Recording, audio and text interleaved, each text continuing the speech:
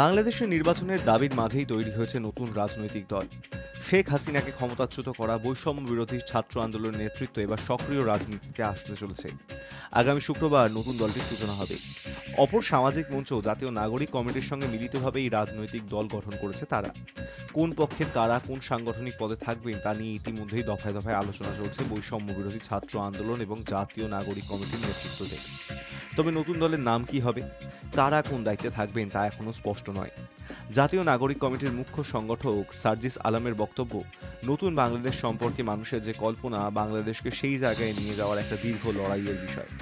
সেই লড়াইকে সামনে রেখেই বৈষম্য বিরোধী ছাত্র আন্দোলন এবং জাতীয় নাগরিক কমিটির ঐক্যবদ্ধভাবেই একটি নতুন রাজনৈতিক দল গঠন করতে যাচ্ছে।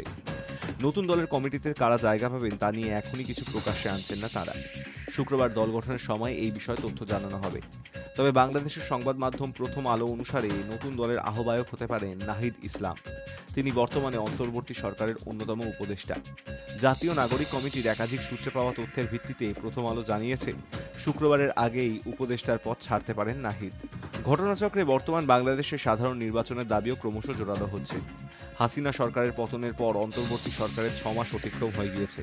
তবে অন্তর্বর্তী সরকার চাইছে নির্বাচন আয়োজনের আগে প্রয়োজনীয় সংস্কারগুলি সেরে ফেলতে। তবে প্রক্রিয়ার গতি আনার জন্য মোহাম্মদ ইউনূসের অন্তর্বর্তী সরকারের উপর চাপ বৃদ্ধি করে যাচ্ছে খালেদা জিয়ার দল বিএনপি। বিএনপির বক্তব্য, সংস্কার তারাও চায়, তবে সংস্কার করতে গিয়ে বাংলাদেশের সাধারণ মানুষ যেন সরকার গঠন এবং গণতান্ত্রিক অধিকার থেকে বঞ্চিত না হন। Hi news network.